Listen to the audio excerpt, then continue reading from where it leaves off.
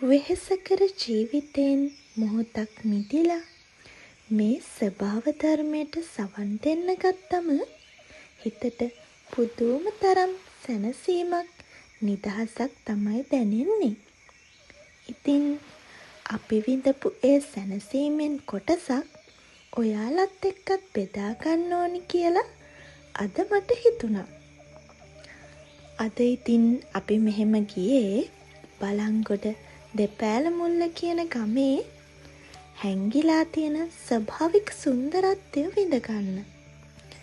මේ ගමේ තියෙන ගෙවල් ඔක්කොම පහු කරන් ඇවිල්ලා අපි පුංචි කැලෑබද ප්‍රදේශයකට තමයි මේ ඇතුල් වෙලා ඉන්නේ. මේ පේන්න තියෙන්නේ පුස්වැල් කියන ශාකය.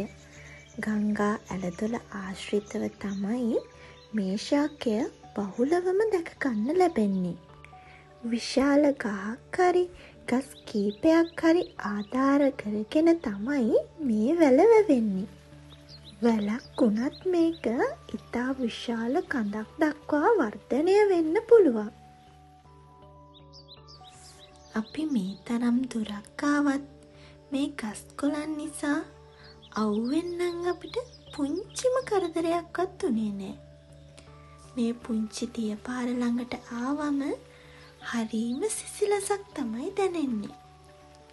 ඒ වගේම වටින් පිටින් එක එක කුරුල්ලෝ එක එක විදිහට කෑ ගහනවා. සබහා ධර්මත් එක්ක එකතු වෙලා එයාලා සින්දු කියනවද කොහෙද?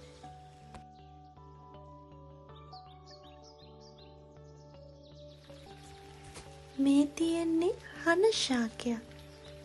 මට මේක දකිද්දි මතක් වුණේ ඉස්සර අපේ අම්මා මේ වගේ හනගස් වලින් කෙඳි අරගෙන ඒ වගේ ලස්සන බෑග් මහනවා. ස්වභාව ධර්මයට ලං වුණාම හිත හුඟක් සෞම්‍යයි. අපි කතා කරන වචනවල වගේම අපේ සිතුවිලි වල විවේකීත්වයත් ජීවත් වෙන්න හුඟක් වැදගත්. මොහොතකට හරි Taman ජීවත් වෙන පරිසරයේ රස විඳින්න.